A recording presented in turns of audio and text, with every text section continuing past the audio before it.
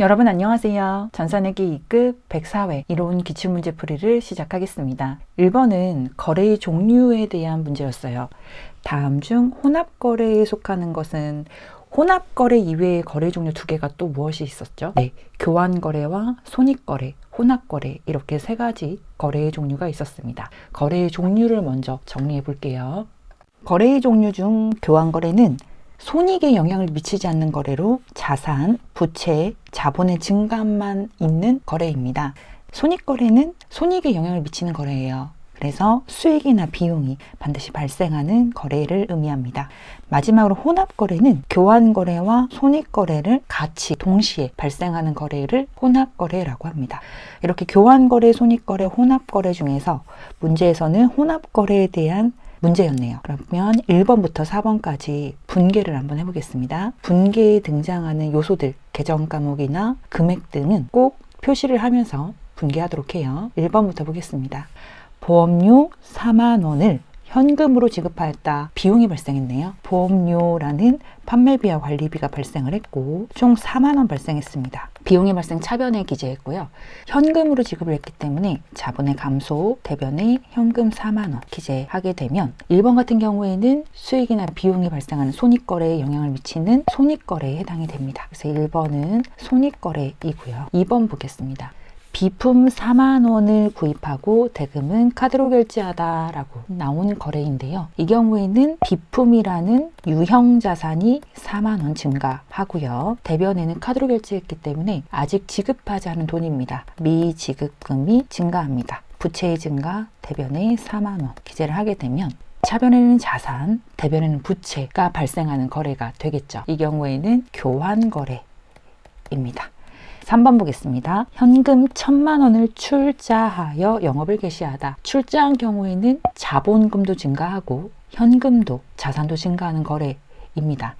차변에 현금 1,000만 원이 증가하고요. 자산의 증가, 대변에는 출자하여 영업을 개시했기 때문에 기업의 순자산인 자본금도 증가합니다. 대변에 자본의 증가 1,000만 원을 기재하게 되면 자산과 자본이 증가하는 거래이기 때문에 교환거래에 해당이 됩니다. 마지막 4번 볼게요. 단기대여금 100만 원과 이자 2만 원을 현금으로 받았다. 단기대여금과 이자를 동시에 받은 거래이네요. 그러면 차변에 현금이라는 자산이 증가하고요. 100만 원과 2만 원을 받았기 때문에 총 102만 원 증가하네요. 102만 원. 대변에는 단기대여금이라는 자산이 감소하게 됩니다. 단기대여금 100만 원 자산의 감소 이루어지게 되고요. 이자를 받았기 때문에 이자를 받은 경우에는 이자 수익이 되죠. 대변에 이자 수익의 발생 2만 원.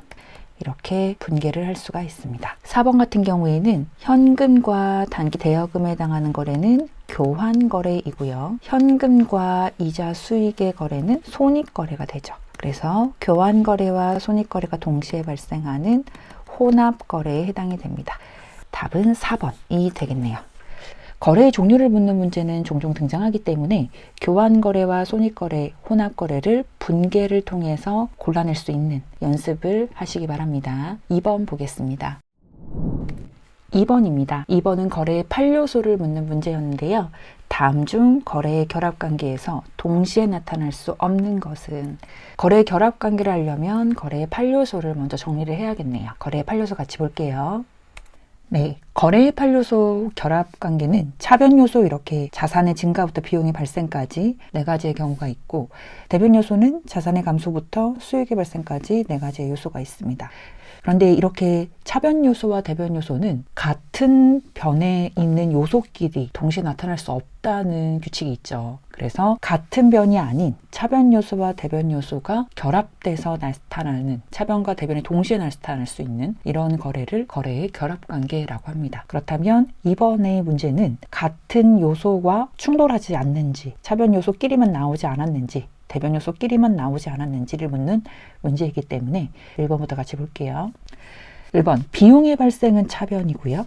자산의 감소는 대변입니다. 차변과 대변 결합돼서 나온 거래가 맞기 때문에 맞는 설명이고요. 2번 보겠습니다. 자산의 증가는 차변, 부채의 증가는 대변. 차변과 대변이 결합돼서 나온 거래 맞습니다. 3번 보겠습니다. 자본의 증가 대변, 부채의 증가, 대변 요소끼리만 나왔기 때문에 옳지 않은 거래의 결합관계입니다. 답은 3번이네요. 4번도 볼게요. 자산의 증가는 차변, 수익의 발생은 대변. 차변과 대변이 결합돼서 나온 거래의 결합관계가 맞습니다. 이번의 답은 3번이고요. 3번 문제 같이 보겠습니다. 3번입니다. 다음 중 기업 결산일에 경영 성과를 나타내는 재무보고서의 개정 과목에 해당하는 것은? 개정 과목을 묻는 문제인데요. 경영 성과를 나타내는 재무보고서가 무엇인지를 먼저 알아야 개정 과목을 고를 수 있는 문제였습니다.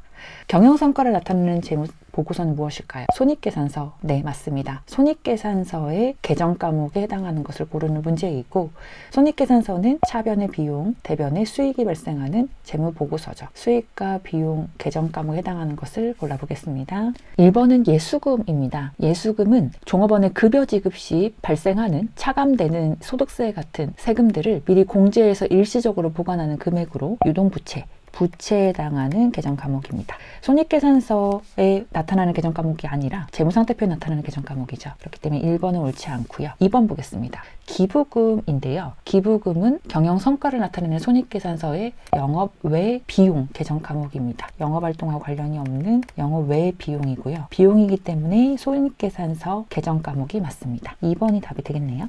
3번도 보겠습니다. 선급비용. 선급비용은 당기에 현금을 지급하긴 했는데 결산일까지 소비되지 않은 비용, 차기의 자산으로 이연시키는, 옮기는 금액인데요. 내년으로 옮기는 비용이기 때문에 뒤에 있는 비용에 초점을 두지 마시고 먼저 지급한 선급에 집중을 하셔서 먼저 지급한 돈은 내년 시점에 차기에 지급하지 않아도 무언가 혜택을 받을 권리가 있는 자산입니다. 유동자산 중에 당좌자산이고요. 선급비용은 자산 항목이기 때문에 재무상태표 개정 과목입니다. 4번도 보겠습니다. 미지급 비용인데요. 미지급 비용은 대가를 아직 지급하지 못한 비용이기 때문에 단기의 비용으로 인식하고 아직 지급하지 않아서 부채로 계상을 해야 됩니다. 유동부채이고요. 뒤에 있는 비용에 집중하지 마시고 미지급의 의미를 두시면 아직 지급하지 않은 것이기 때문에 차기에 지급해야 될 빚이 되겠죠. 부채가 맞습니다. 부채는 재무상태표의 개정 과목이 되겠죠. 그래서 1번부터 3번, 4번은 모두 재무상태표 개정 과목이고 2번 기부금만 비용에 해당하는 손익계산서 항목이 맞겠네요. 답은 2번이었고요. 4번 볼게요. 4번입니다. 재무상태표에 대한 설명을 묻는 문제였네요. 다음 중 재무상태표에 대한 설명으로 옳지 않은 것은? 재무상태표는 일정 시점에 재무상태를 나타내는 보고서이다. 일정 시점을 손익계산서의 일정 기간과 비교해서 알아두셔야 됩니다. 네, 손익계산서는 일정 기간의 경영성과를 나타내는 재무 보고서이고요. 재무상태표는 일정 시점에 재무상태를 나타내는 보고서이기 때문에 일정 기간은 1월 1일부터 12월 31일, 일정 시점은 작성하는 말일, 기말 2024년 12월 31일 이런 식으로 표에다가 합니다. 그래서 일정 시점이라는 의미가 나오면 재무상태표에 대한 설명이 맞습니다. 2번 보겠습니다. 기초자본과 기말자본을 비교를 해서 당기 순손익을 산출한다. 우리가 당기 순손익을 산출하는 방식은 재산법과 손익법이 있는데 재무상태표에서는 재산법으로 계산을 할 수가 있죠. 재산법은 기말자본에서 기초자본을 차감을 하면 당기 순손익이 나오게 됩니다. 기말자본이 더 많다면 당기 순이익이 되고요. 기초자본이 더 많다면 당기 순손실이 되죠. 그래서 이렇게 계산하는 계산 공식을 꼭 알아두시기 바랍니다. 2번도 맞는 설명이고요. 3번 재무상태표 등식은 자산은 부채 플러스 자본이다.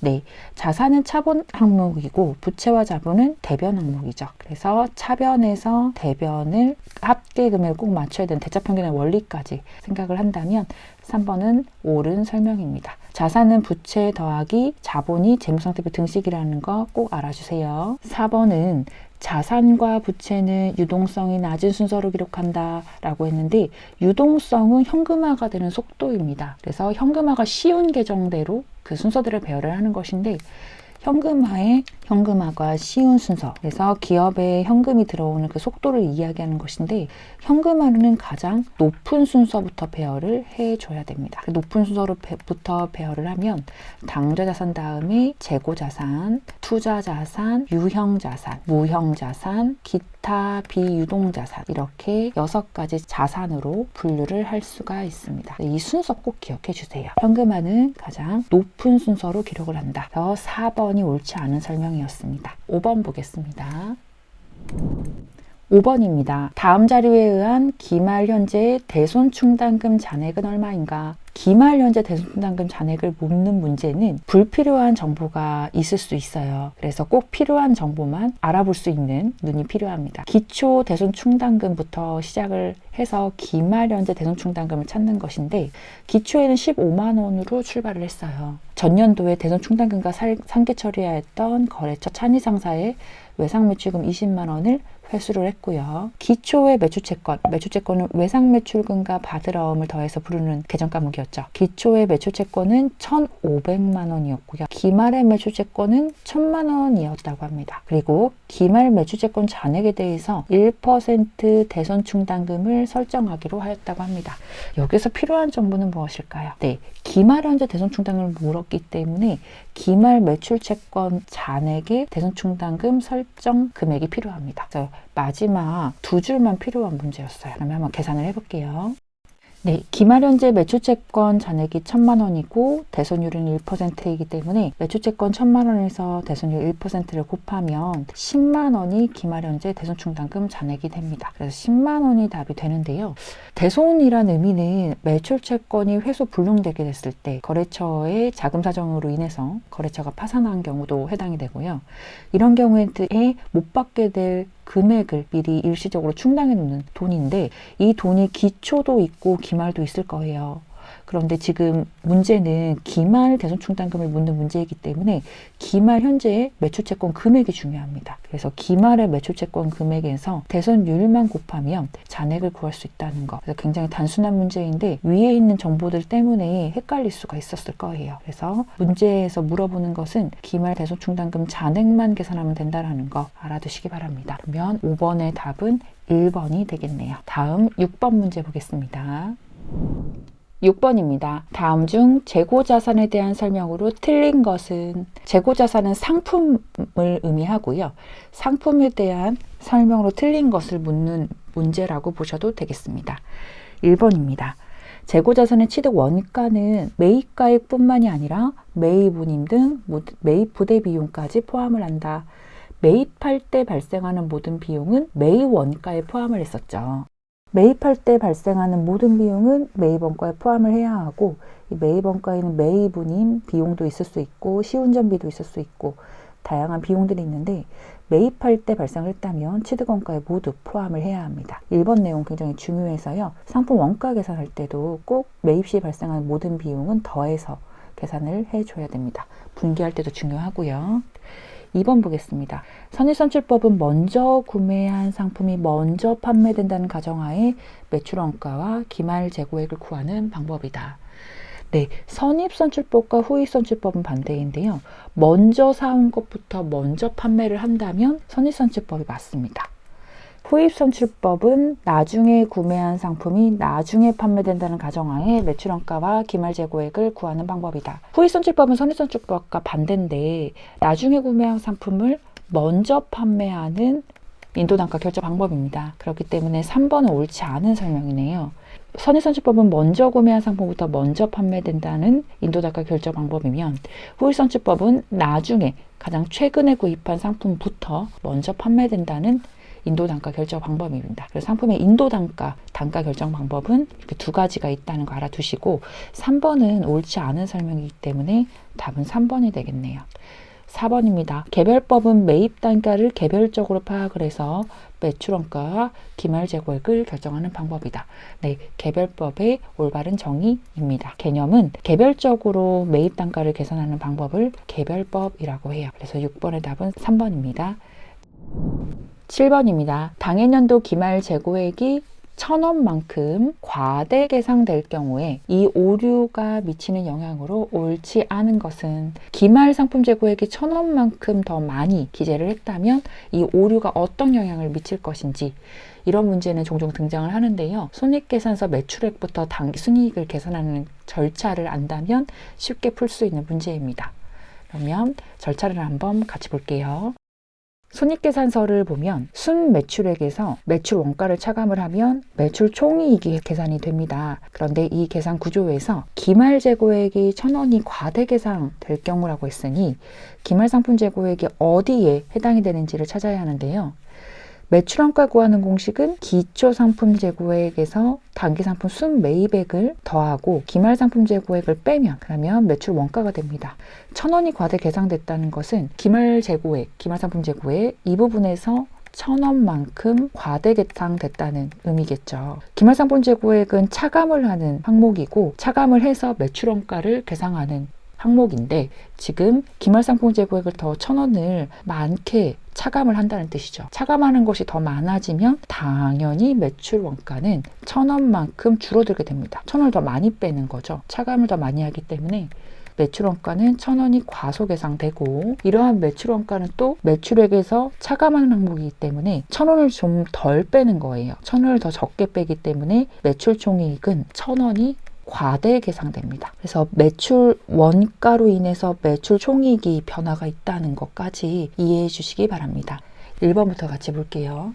1번은 당해년도 매출 총이익이 1,000원만큼 과대 계상된다. 네, 매출 총이익은 어떻게 되죠? 과대 계상이 맞습니다. 매출 총이익 과대 계상되고요. 2번 당해년도 기말 재고액이 1,000원만큼 과대 계상된다. 기말 재고액이 1,000원만큼 과대 계상됐기 때문에 이러한 결과가 나왔겠죠. 맞고요.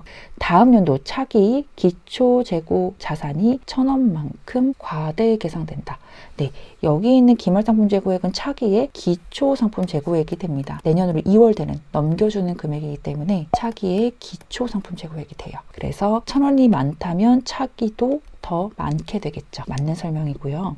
4번 보겠습니다. 당해년도 매출 원가가 1,000원만큼 과대 계상된다라고 했는데 기말 상품 재고액을 1,000원 더 많게 뺀다면 매출 원가는 과소되게 됩니다. 그래서 4번이 옳지 않은 설명이었네요. 4번은 과소로 바꿔야 하고요. 7번의 답은 4번.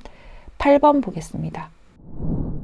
8번입니다. 다음 중 아래 자료의 가와 나에 들어갈 내용으로 옳은 것은 가와 나에 들어갈 내용을 볼게요.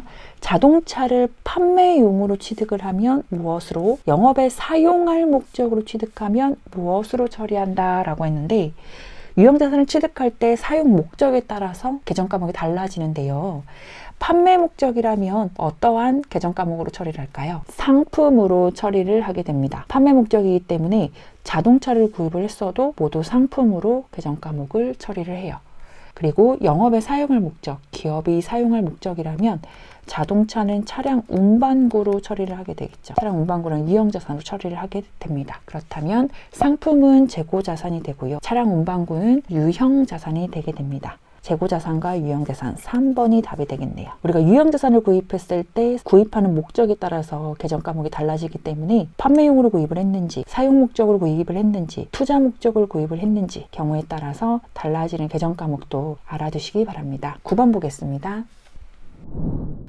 9번입니다. 다음 중 일반 기업 회계 기준상 유형자산의 감가상각 방법으로 인정되지 않는 것은, 감가상각이라는 의미는 유형자산은 사용하면 사용할수록 가치가 줄어들기 때문에 가치 감소분을 다시 재계산을 하는 방법인데요. 이러한 유형자산의 감가상각 방법은 총 4가지가 있습니다. 총 4가지 중에서 첫 번째는 매기 일정한 금액으로 균등상각하는 정액법이 있고요. 두 번째는 미상각잔액에서 정률을 곱해서 계산하는 정률법, 그리고 연수합계법도 있고 또 하나는 생산량 비례법도 있고요. 3번은 평균법 같은 경우에는 평균법은 감가상각 계산 방법이 아니고 재고자산의 단가를 결정하는 방법 중에서 총평균법이라는 법칙이 있긴 해요. 그런데 일반 평균법이라는 방법은 없기 때문에 이러한 방법은 옳지 않기 때문에 9번의 답은 3번이고요. 감가상각 방법을 다시 한번 정리를 하겠습니다. 네, 유형자산의 감가상각비를 계산하는 방법은 정액법, 정률법, 생산량 비례법, 연수합계법이 있고 우리 전산회계 2급에서는 정액법과 정률법 정도가 감가상각비를 계산하는 방법으로 등장하는 문제이기 때문에 정액법과 정률법은 교재에 있는 공식을 꼭 암기해서 관련된 문제가 나왔을 때 풀 수 있도록 하시기 바랍니다. 10번 보겠습니다.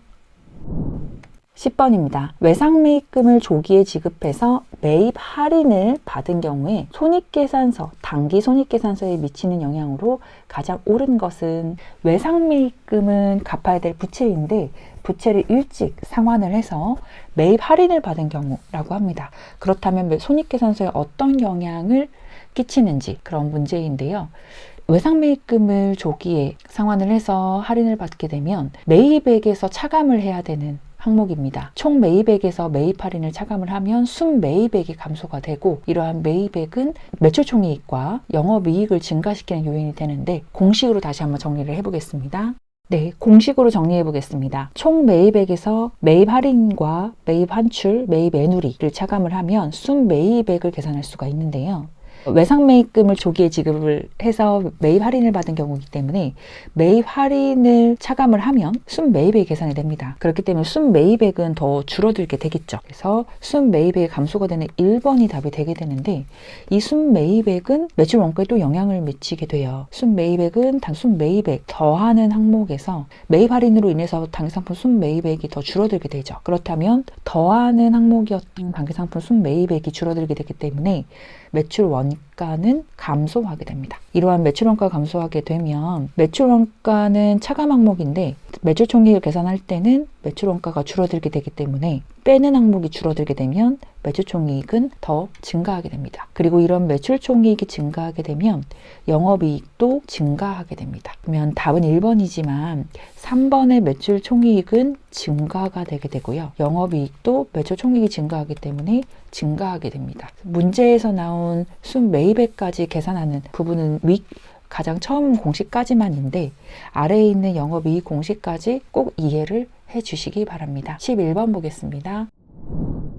결산 시 선수 이자에 대한 결사정리 분계를 누락한 경우 기말 재무제표에 미치는 영향으로 옳은 것은 선수 이자는 먼저 받은 이자가 되는데 단기에 수입된 이자 수익 중에서 결산 시의 기간이 경과하지 않아서 미경과된 기간으로 인해서 차기에 내년에 속하는 이자 수익을 단기의 이자 수익에서 차감해서 차기의 수익으로 이연시키는 것, 이렇게 정리를 할 수는 있는데요.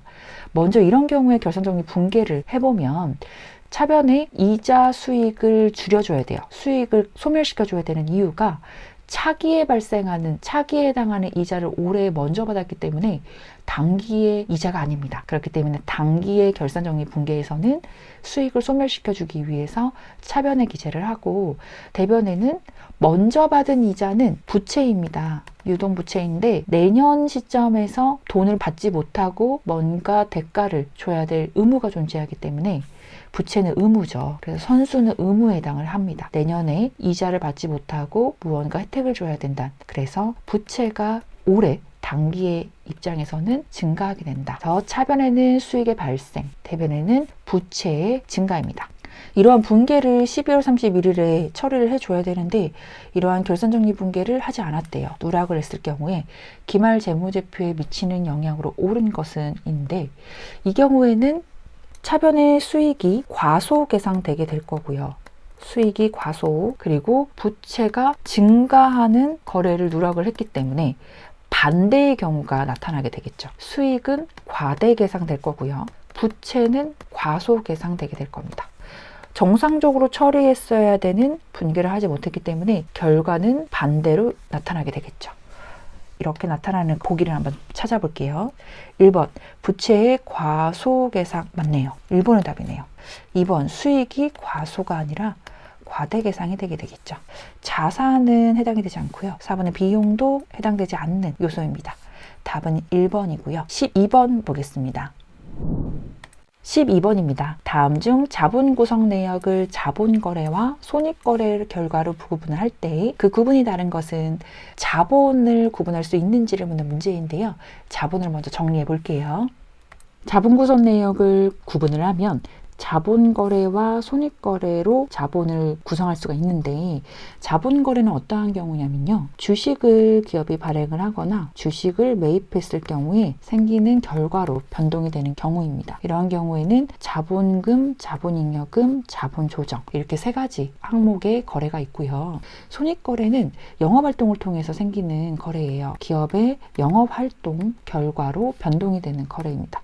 영업활동으로 인해서 자본이 변동이 되는 거래는 이익잉여금 하나만 있습니다. 그래서 영업활동을 통해서 자본이 변동이 되느냐, 아니면 주식이나 발행, 매입을 통해서, 주식의 발행이나 매입을 통해서 자본 항목이 변동이 되느냐에 따라서 자본을 구성할 수가 있습니다. 지금은 구분이 다른 것을 묻는 것이기 때문에 이익잉여금만 손익거래에 해당이 되겠네요. 답은 네, 3번이 되겠습니다. 자본 구성은 이 정도만 알아두어도 전산회계 2급 필기에서는 문제 푸는데 문제는 없을 거예요. 12번 문제도 새롭게 등장한 문제이기 때문에 알아두시기 바랍니다. 13번 보겠습니다. 13번입니다. 다음과 같은 자료만으로 알 수 있는 단기의 추가 출자액은 얼마인가? 단기의 추가 출자액을 계산하는 문제인데, 이 경우에는 단기 순손익을 계산하는 공식을 먼저 정리를 해야겠습니다. 공식 먼저 볼게요. 먼저 단기 순손익을 계산하는 방법은 재무상태표 항목으로 계산하는 재산법과 손익계산서 항목으로 계산하는 손익법이 있습니다. 재산법은 기말 자본에서 1월 1일 기초자본을 차감을 하면 단기 순손익을 계산할 수 있고, 손익법은 총 수익에서 총 비용을 차감을 하면 단기 순손익을 계산할 수 있습니다. 여기까지는 우리가 매 회마다 해왔기 때문에 알 수 있는데요. 13번 문제에서는 추가로 추가 출자액과 인출금 금액을 주어졌어요. 기말자본에서 기초자본금 여기까지 계산을 하게 되면 단기 순손익을 계산할 수가 있는데, 추가로 출자한 금액이 있는지, 그리고 사업주가 개인적인 용도로 사용한 금액이 있는지에 따라서 단기 순손익이 달라지게 됩니다. 추가 출자액은 자본금을 증가시키는 요인이기 때문에 더해줘야 되고요. 인출금은 사업주가 개인 용도로 금액을 인출하는 경우이기 때문에 자본금을 감소시키는 요인입니다. 그래서 단기 순손익 계산할 때는 차감을 해야 하고요. 기말자본에서 기초자본금을 빼고 나서 추가 출자액이 있다면 기초자본에서 더하고, 인출금이 있다면 기초자본에서 차감을 하면 단기 순손익을 계산할 수가 있습니다.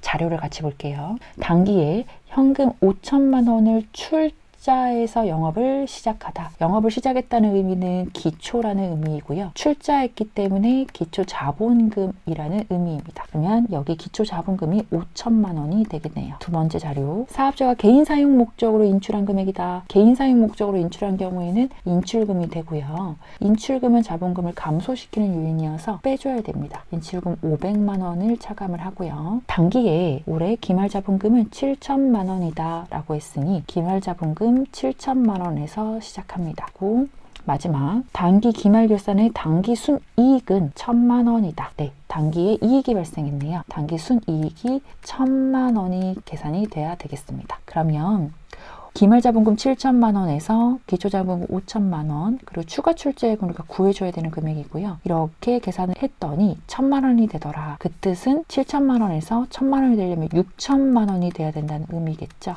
그러면 5천만 원에서 얼마를 더해서 500만 원을 차감을 하면 6천만 원이 될까요? 네, 1,500만 원을 더해주고 500만 원을 차감을 하면, 그러면 6천만 원이 되겠네요. 답은 1,500만 원, 3번이 답이 되게 됩니다. 13번 같은 문제는 언제든지 등장할 수 있고요. 우리가 단기 순손익 계산하는 방법 중 재산법과 손익법은 이제 여러 번 반복했기 때문에 기억하실 건데, 추가 출자액과 인출금이 등장하는 문제는 처음 나오는 문제이기 때문에 추가 출자액과 인출액이 나왔을 경우에 어떻게 계산하는지 공식을 추가로 알아두시기 바랍니다. 14번 보겠습니다. 14번입니다. 다음 중 손익계산서에 영업이익에 영향을 미치는 것은? 영업이익을 계산하는 공식을 먼저 알아야겠네요. 영업이익을 계산하는 공식은 매출총이익에서 판매비와 관리비를 차감을 해서 영업이익을 계산을 합니다. 그렇기 때문에 판매비와 관리비에 해당하는 계정값을 고르면 되는데요. 가장 쉽게는 영업활동과 관련이 있는 비용 중에서 계정값은 끝에 글씨가 비로 끝나거나 료로 끝나거나 급여나 생가공가 이런 식으로 영업활동과 관련이 있는 비용을 판매비와 관리비라고 합니다. 그렇다면 판매비와 관리비가 아닌 비용은 영업 외 비용이 있는데요. 영업하고 관련이 없는 비용을 영업 외 비용이라고 합니다. 가장 쉽게 계정 과목 끝에 글씨가 무엇 비용으로 끝나거나 무엇 손실로 끝나거나 혹은 영업활동과 관련이 없는 기부금 같은 경우가 영업 외 비용 계정 과목이 되겠습니다. 1번부터 볼게요. 손익계산서의 영업이익에 영향을 미치는 계정 과목을 찾는 것이기 때문에 판매비와 관리비를 찾아야 되겠습니다. 1번 기부금 같은 경우에는 영업 외 비용이기 때문에 판매비와 관리비가 아닙니다. 그렇기 때문에 기부금은 영향을 미치지 않고요. 2번은 차입금에 대한 이자 지급액인데 이자를 주면 이자 비용이라는 계정 과목으로 처리를 하고요. 이자 비용은 무엇 비용으로 끝나죠. 그렇기 때문에 2번도 영업 외 비용에 해당이 됩니다. 영업 외 비용도 판매비와 관리비가 아니기 때문에 해당되지 않고요. 3번 판매 촉진 목적으로 광고 홍보 선전을 위해서 지급한 금액이다. 판매 촉진 목적으로 광고 홍보 선전비는 모두 광고 선전비라는 계정 과목으로 처리를 합니다. 광고 선전비는 비로 끝나기 때문에 판매비와 관리비가 맞고요. 영업활동하고 관련이 있는 비용이 맞습니다. 3번이 답이 되겠네요. 4번도 볼게요. 유형자산을 장부 가액보다 낮은 가격으로 처분을 해서 발생하는 손실이다. 이 경우에는 계정 과목이 유형자산, 처분, 손실이 됩니다. 손실로 끝나는 것은 영업 외 비용이고요. 경우도 영업이익에 영향을 미치는 계정 과목이 아닙니다. 답은 3번이네요.